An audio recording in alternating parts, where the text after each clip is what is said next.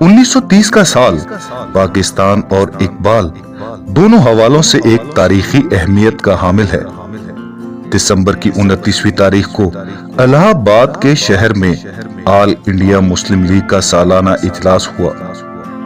قائد اعظم پہلی گول میز کانفرنس میں شرکت کے لیے لندن گئے ہوئے تھے۔ آپ کے ارشاد کے مطابق اس اجلاس کی صدارت اقبال کو کرنی تھی۔ یہیں انہوں نے وہ تاریخ ساز خطبہ صدارت دیا جو خطبہ الہ آباد کے نام سے مشہور ہوا۔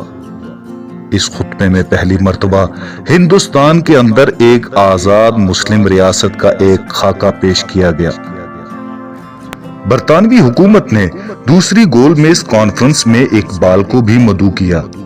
لندن جانے کے لیے وہ 8 ستمبر سن 1931 کو لاہور سے روانہ ہوئے۔ اگلی صبح دہلی پہنچے۔ اسٹیشن کے پلیٹ فارم پر ہزاروں کا مجمع استقبال کو موجود تھا۔ 10 ستمبر سن 1931 کو بمبئی پہنچے۔ اگلے روز وہاں سے بحری جہاز کے ذریعے انگلستان کے لیے روانہ ہو گئے اور 27 ستمبر کو لندن پہنچ گئے۔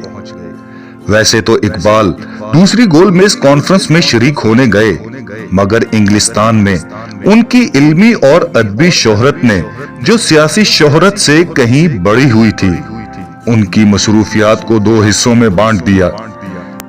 کانفرنس کی ابتدا ہی سے کچھ ایسے آثار رونما ہونے شروع ہوئے کہ اقبال بد دل ہو گئے۔ کچھ اجلاسوں میں ایک اندازے لا تعلقی کے ساتھ شریک رہے، مگر جب کسی بھی مثبت نتیجے سے بالکل مایوسی ہو گئی تو بالآخر 19 نومبر سن 1931 کو مسلمان وفد سے الگ ہو کر اس کانفرنس سے اعلانیہ کنارہ کش ہو گئے۔ اب لندن میں ٹھہرنا بیکار تھا۔ مولانا غلام رسول مہر کو ساتھ لے کر 22 نومبر کی رات روم پہنچے۔ 3 دن ملاقاتوں اور تاریخی مقامات کی سیر کی۔ اقبال نے اٹلی کے حکمران میسولینی سے بھی ملاقات کی۔ 29 نومبر کو اقبال اسکندریہ روانہ ہو گئے۔ 1 دسمبر کی صبح وہاں پہنچے۔ بندرگاہ پر کئی اصحاب استقبال کے لیے موجود تھے۔ اسی دن سحپہر کو قاہرہ کے لیے ٹرین پر سوار ہوئے اور شام ہوتے ہوتے قاہرہ پہنچ گئے۔ مصر کے چند روزہ قیام میں اقبال نے تاریخی مقامات اور آثار کی سیر کی، متعدد دعوتوں میں شریک ہوئے، جامعہ ازہر کا دورہ کیا۔ 5 دسمبر کی شام ریل سے بیت المقدس روانہ ہو گئے۔ 6 دسمبر کی صبح بیت المقدس پہنچے۔ دیگر زعماء کے ساتھ مفتی اعظم فلسطین سید امین الحسینی بھی استقبال کو تشریف لائے ہوئے تھے۔